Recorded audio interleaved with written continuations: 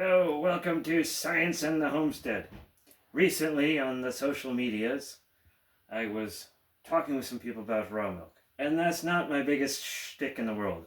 I'm not a big raw milk person. I just happen to drink it and work with it, etc., etc. If you don't want to, that's fine.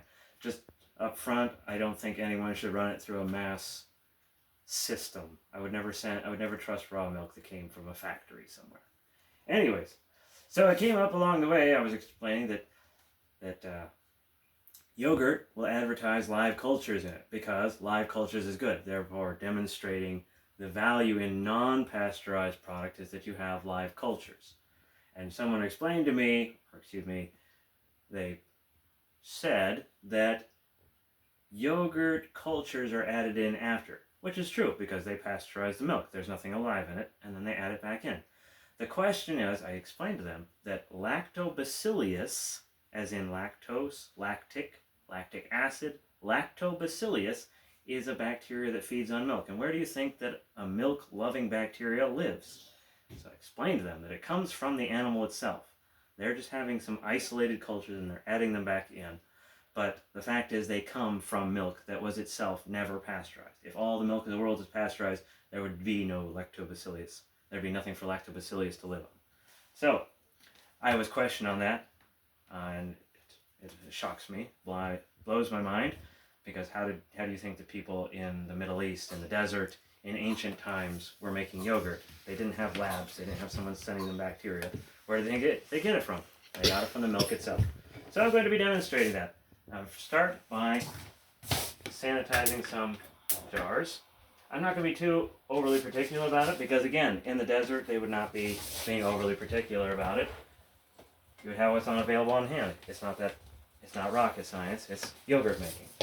So here I have some boiling water. So this is extra, above, beyond. You really wouldn't need to do this. You could leave a jar out in the sun. The sunlight, you wouldn't have glass. But there's different ways. Simply drying it out. I mean, if the thing is dry, completely dry, and reaches to a certain level.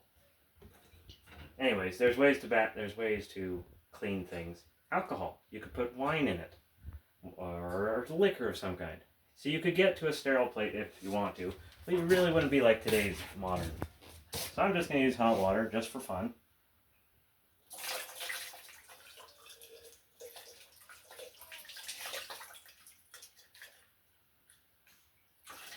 Daddy.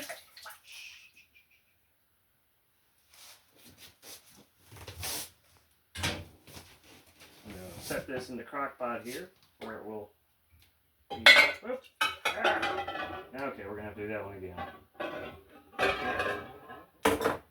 See, we're not too particular. It's okay. Trying to get this up to a nice little temperature. We'll try that again. We won't set it in, because it needs to have the weight.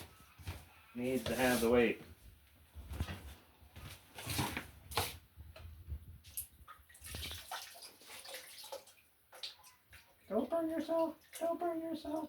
Don't burn yourself. Like I said, we're not being super particular. What?